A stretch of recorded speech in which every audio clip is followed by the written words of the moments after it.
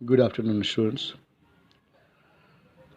As we are going through the lesson, prose, English lesson 2, now I'm going to start the fifth lecture in this lesson. जैसा कि हम लोग जानते हैं कि इस लेसन में हम लोग साउथ अफ्रीका की इनॉग्रेशन सेरेमनी जो पहले डेमोक्रेटिक इलेक्शन के बाद वहाँ पर संपन्न हुई थी, उसमें पूरे वर्ल्ड को रिप्रेजेंट कर रहे थे साउथ अफ्रीका की तरफ से नेल्सन मंडेला। और जैसे कि नेल्सन मंडेला ने बताया था साउथ अफ्रीका को कि वहाँ पर एपार्थाइड सिस्टम जारी था और जिसके चलते वहाँ पर दो गुट थे इंसानों के, एक वाइट पीपल और दूसरे ब्लैक। तो ब्लैक पीपल जो है बिल्कुल ऑप्रेस्ड थे, बिल्कुल उनके ऊपर दमन अत्याचार हर तरह का होता था, जबकि वाइट पीपल जो थे उन्हें हर तरह की पॉलिटिकल एडवांटेज, इकोनॉमिकल एडवांटेज सारे कुछ मिलते थे। और पूरा का पूरा वर्चस्व जो था साउथ अफ्रीकन सोसाइटी पे वो वाइट पीपल का होता था। नाउ आगे पढ़ेंगे हम लोग। In life every man has twin obligations. Nelson Mandela बताते हैं कि जीवन में हर व्यक्ति के दो कर्तव्य होते हैं, दो तरह के ऑब्लिगेशंस, दो तरह के दायित्व होते हैं। ऑब्लिगेशंस टू हिज फैमिली, दायित्व अपने परिवार के प्रति, टू हिज पेरेंट्स, अपने माता पिता के प्रति, टू हिज वाइफ, अपने पत्नी और बच्चे के प्रति, and children, and he has an obligation to his people, और यहाँ तक कि उसका दायित्व अपने लोगों के प्रति भी होता है। इट्स कम्युनिटी, अपने संप्रदाय, अपने समुदाय के प्रति होता है, एंड हिज कंट्री, और अपने देश के प्रति भी उनका दायित्व होता है। तो in civil and human society, एक सभ्य मानव समाज में, each man is able to fulfil those obligations according to his own inclinations and abilities. तो एक सभ्य मानव समाज में प्रत्येक आदमी अपने अपने इंक्लिनेशंस और लिमिट और एबिलिटीज़ के आधार पर, अपने अपनी क्षमता अनुसार, अपनी योग्यता के आधार पर इन सभी दायित्वों को पूरा करता है, वो पूरा करने की कोशिश करता है। बट साउथ अफ्रीका में ऐसी बात नहीं है। यहाँ पर नेल्सन मंडेला कहते हैं कि but in a country like south Africa, लेकिन साउथ अफ्रीका जैसे एक देश में, इट वॉज ऑलमोस्ट इम्पॉसिबल, यह प्राय असंभव था फॉर ए मैन, एक आदमी के लिए, ऑफ माई बर्थ, जिस नेशन में मेरा जन्म हुआ और यहाँ पर जो कलर का भेदभाव है, रंग का भेदभाव है, तो यहाँ पर to fulfil both of this those obligations, और इन दोनों तरह के दायित्वों को, चाहे वो अपने घर परिवार और लोगों के प्रति हो या फिर अपने देश के प्रति हो, तो घर परिवार या लोग और देश के प्रति जो दायित्व होते हैं लोगों को, ये साउथ अफ्रीका में अगर कोई आदमी चाहे, खास करके जो ब्लैक पीपल थे, तो ये पूरा कर पाने में असमर्थ होते थे, उनके लिए असंभव होता था ये। इन साउथ अफ्रीका, दक्षिण अफ्रीका में, a man of colour who attempted to live as a human being. तो मैन ऑफ कलर, यहाँ मैन ऑफ कलर से मतलब ब्लैक पीपल से है कि एक काले रंग का व्यक्ति अगर कोशिश भी करता था एक मानव की तरह जीने का, रहने का, तो वॉज पनिश्ड एंड आइसोलेटेड, उसे दंडित किया जाता था, उसे सज़ा दी जाती थी और उसे आइसोलेटेड कर दिया जाता था, बिल्कुल पृथक कर दिया जाता था। And in South Africa, a man who try to fulfil his duty, और एक साउथ अफ्रीका में अगर किसी आदमी ने अपने कर्तव्यों को पूरा करने की कोशिश की तो हिज पीपल, अपने लोगों के प्रति, was inevitably wrapped from his family and his home, तो उसे बिल्कुल जो है समाज से, अपने घर से उसे अलग कर दिया जाता था, एंड वॉज फोर्स्ड, और उसे बाध्य कर दिया जाता था to live your life apart, बिल्कुल अलग रहकर अपना जीवन गुजारने के लिए, a twilight existence of secrecy and rebellion, और विद्रोही जीवन जीने के लिए उसे बाध्य कर दिया जाता था, गोपनीय जीवन जीने के लिए। And I did not in the beginning choose to place my people above my family. तो शुरुआत में जो है, इन द बिगिनिंग, शुरुआत में मैंने भी ऐसा, आई डिड नॉट, मैंने नहीं किया कि ऐसा शुरुआत में जो है मैं जो है अपने लोगों को अपने परिवार से ऊपर, no, in the I did not in the beginning, शुरुआत में तो नहीं, मैंने अपने लोगों को जो है अपने परिवार से ऊपर नहीं समझा। But in attempting to serve my people, लेकिन अपने लोगों की सेवा करने के प्रयास में, आई फाउंड, मैंने यह पाया दैट आई वॉज प्रिवेंटेड, मुझे रोका गया, फ्रॉम फुलफिलिंग माई ऑब्लिगेशंस, मुझे अपने दायित्वों को पूरा करने में एज ए सन, चाहे वो एक बेटे के रूप में हो, चाहे ए ब्रदर एक भाई के रूप में हो, ए फादर एक पिता के रूप में हो, चाहे एंड ए हस्बैंड एक पति के रूप में हो। तो मेरे जो भी ऑब्लिगेशंस है साउथ अफ्रीका में रहते हुए, अपने लैंड में रहते हुए, और जैसे कि मैं वो ब्लैक पीपल थे तो उन्हें ये सारे ऑब्लिगेशंस पूरा करने के अधिकार नहीं होते थे। ना I was not born with a hunger to be free. तो मेरा जन्म स्वाधीन होने की इस भूख के साथ नहीं हुआ था। आई वॉज बॉर्न फ्री, मैं बिल्कुल स्वाधीन ही जन्मा था, जैसा हर कोई स्वाधीन ही जन्म लेता है। फ्री इन एवरी वे, हर तरह से स्वाधीन, दैट आई कुड नो, जो मैं उस उम्र में, उस अवस्था में जान सकता था। जैसे कि free to run in the fields near my mother's hut, अपने मेरी जो माँ का जो झोपड़ी था, जो घर था, उसी के पास जो मेरे खेत थे, तो उस पर स्वाधीन होकर घूमना ही मैं स्वाधीनता समझता था।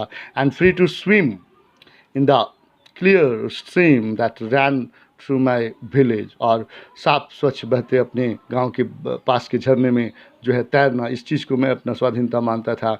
And free backs to of slow moving bulls, और उसके बाद जो बैलगाड़ियाँ होती थी धीरे धीरे चलने वाली, उनमें बैठ करके सवारी करना, इसको मैं स्वाधीनता समझता था एक बालक के रूप में। But as long as I obeyed my father and abided by the customs, और जितने लंबे समय तक जो है मैंने अपने माता पिता की आज्ञा को माना, अपने पिता की बात को माना, अपने रीति रिवाजों को माना, अपने समुदाय के, तो आई वॉज नॉट ट्रैवल by the laws of man or God. तो तब तक मुझे आदमी के द्वारा बनाए गए नियमों, चाहे ईश्वर के द्वारा बनाए गए नियमों रीति रिवाजों से कोई प्रॉब्लम नहीं हुई, कोई संकट नहीं हुई। तो it was only when I began to learn that my boyhood freedom was an illusion. तो ये तब की बात थी जब मैंने यह सीखना शुरू किया कि नो, मेरा जो जीवन बाल्यकाल की जो अवस्था थी, वह उस बाल्यकाल की जो आज़ादी थी, जो स्वाधीनता थी, वो तो एक भ्रम था। यह बात मुझे तब पता चला जब मैं यंग हुआ। एंड व्हेन आई डिस्कवर्ड, और जब मुझे यह पता लगा एज ए यंग मैन, एक युवा व्यक्ति के रूप में, that my freedom had already been taken away from me, कि मेरा जो आज़ादी है वो तो पहले से ही छीन लिया गया है मुझसे। And that I began to hunger for it, और तभी से मुझे इस आज़ादी को, इस स्वाधीनता को पाने की भूख जो है मेरे अंदर जागी। एट फर्स्ट, पहले तो एज ए स्टूडेंट, एक विद्यार्थी के रूप में, आई वॉन्टेड फ्रीडम, मैं स्वाधीनता पाना चाहता था ओनली फॉर माई सेल्फ, केवल अपने लिए, लाइक द ट्रांजिटरी फ्रीडम। और ये कुछ अस्थायी स्वाधीनताएं थी, जैसे कि of being able to stay out at night, कि रात में जाकर अपने मन से कहीं पर ठहरने का, रुकने का, and read what I please, और जो भी मेरा मन करे, जिसमें मेरी खुशी हो, वह चीज़ पढ़ने का, and go where I choose, और जहाँ पर मेरा मन चाहे वहाँ पर जाने का। तो एज ए स्टूडेंट इन सब चीज़ों को, इन ट्रांजिटरी फ्रीडम्स को मैं ढूंढता था। बट लेटर, लेकिन बाद में, as a young man in Johannesburg में, जब मैं एक पूर्ण रूप से युवा व्यक्ति हुआ, तब I yearn for the basic and honourable freedom. तब मैंने जो मौलिक और सम्माननीय जो स्वाधीनता है, उसकी चाह जो है मेरे मन में जगी, end of achieving my potential, और मैं अपने सामर्थ्य का पूरी तरह से जो है उसके अनुसार, अपने सामर्थ्य के अनुसार अपने जीवन में सब कुछ करना चाहता था, सारी कमाई करना चाहता था, रखने के लिए, शादी करने के लिए, और माइक की जितनी भी ज़रूरत की चीज़ें जो चाहे हमारे रिलेशंस हो, ज़िंदगी में जो भी चीज़ें हम पाना चाहते हैं, अपने पास रखना चाहते हैं, वो चीज़ें मैं प्राप्त करना चाहता था, शादी करने की, उसके बाद हैविंग ए फैमिली, एक परिवार रखने की, and the freedom not to be observed in lawful life, and the freedom not to be obstructed. ऐसा कोई आज़ादी नहीं जो कि बाधित होता हो हमेशा लॉफुल लाइफ की, माने न्यायपूर्ण एक नियम के तहत जो है ज़िंदगी की संकीर्ण दायरे में घिर कर न रह जाए, ऐसा जीवन नहीं चाहता था। But then I slowly saw, तब मैंने धीरे धीरे इस बात को देखा कि that not only was I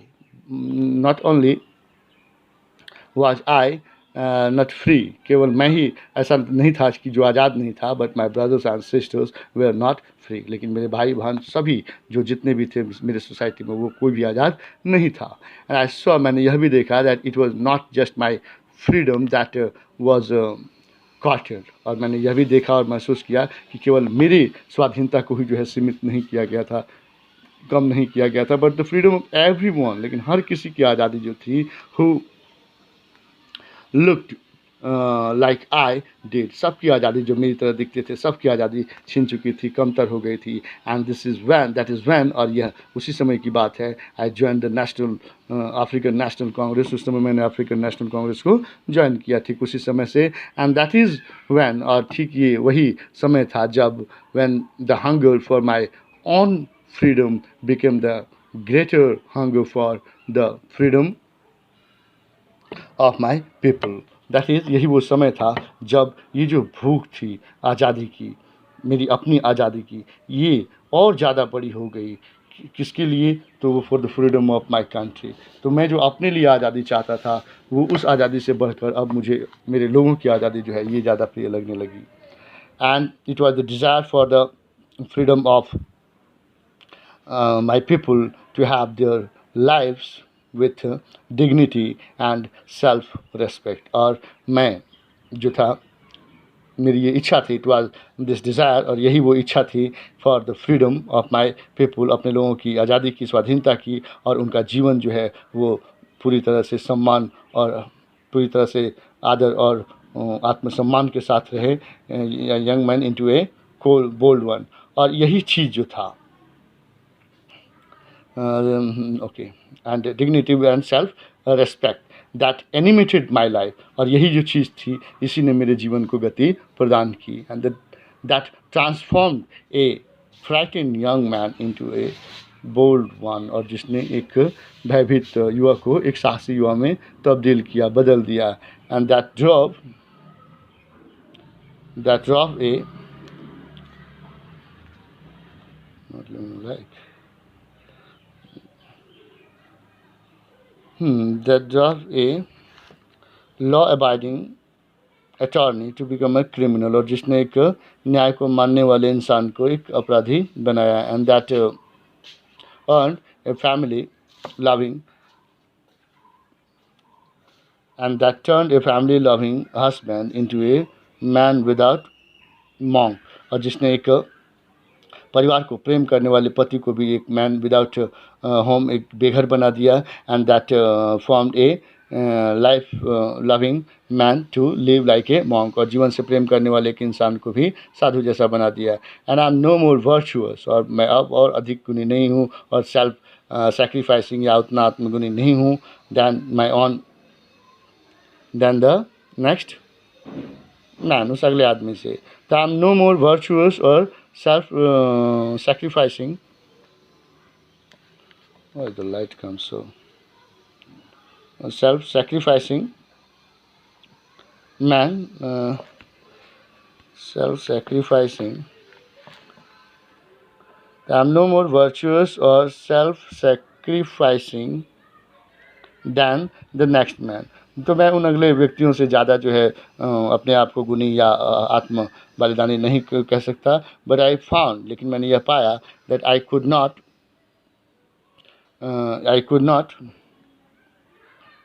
even enjoy the poor and limited freedom. मैंने यह पाया कि मैं इस तरह की सीमित आज़ादी को जो है एन्जॉय नहीं कर सकता था। आई कुड नॉट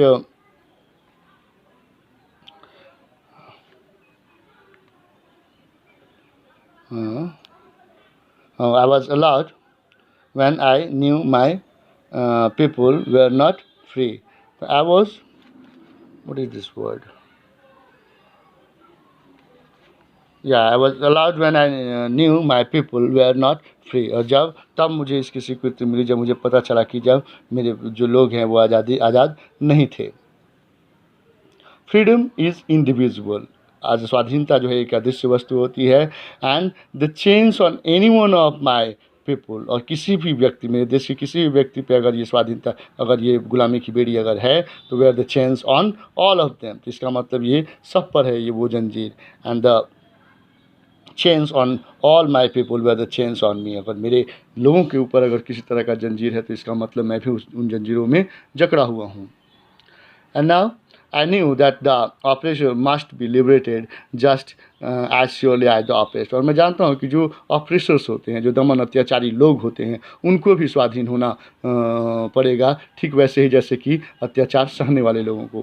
क्योंकि a man who takes away the freedom of another man's freedom is a prisoner of hatred. क्योंकि यहाँ पर मंडेला कहते हैं कि एक आदमी जो दूसरों की आज़ादी को छीनता है, वह खुद भी घृणा का कैदी बनकर रह जाता है. And he is lock behind the bars of prejudice and narrow mindedness. और वह भी जो है भेदभाव और संकीर्ण मानसिकता की बेड़ियों में उलझ कर, सलाखों में उलझ कर रह जाता है. आई एम नॉट ट्रूली फ्री. मैं सही रूप से स्वाधीन नहीं हूँ. If I am taking away someone else freedom. अगर मैं किसी और की आज़ादी को छीन लेता हूँ तो वास्तविक रूप में मैं खुद भी स्वाधीन नहीं कहला सकता. Just as surely as I am not free when my freedom is taken from me. जैसा कि ठीक मेरे जहाँ तक मेरी बात है, आई एम नॉट फ्री. मैं भी स्वाधीन नहीं हूँ जब तक कि अगर मेरी आज़ादी छीन ली जाती है तो मैं अपने आप को स्वाधीन नहीं कह सकता. तो the oppressed and the oppressor alike are robbed of their humanity. तो उसी तरह से जो ऑप्रेस्ड पर्सन्स होते हैं, जो अत्याचार सहने वाले लोग होते हैं, और जो अत्याचार करने वाले लोग होते हैं, ये दोनों ही कहीं ना कहीं अपने मानवीय मूल्यों को ख़त्म कर चुके होते हैं. So that's all from this lesson. Thank you.